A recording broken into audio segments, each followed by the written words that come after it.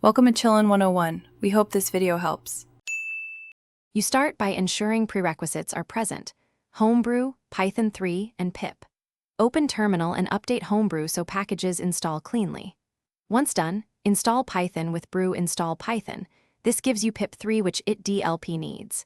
Make sure your path includes /usr/local/bin or /opt/homebrew/bin, depending on your Mac. Then you're ready to install Yt-dlp globally or in a virtual environment. I'll show the global route first because it's fastest for single-user systems. Now install Yt-dlp. Run pip3 install Yt-dlp so you get the latest fixes. You may need sudo pip3 if your Python is system-owned. However, virtualimp avoids that. Once installed, confirm the executable is on your path. You switch Yt-dlp or run /opt/homebrew/bin/Yt-dlp if necessary. Next, test with Yt-dlp version and download a short sample video to verify codec and container defaults. Once verified, create a config file for preferred options to save typing. To download, list formats first.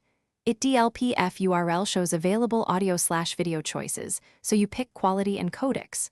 Once you note the format code, run Yt-dlp fcode URL.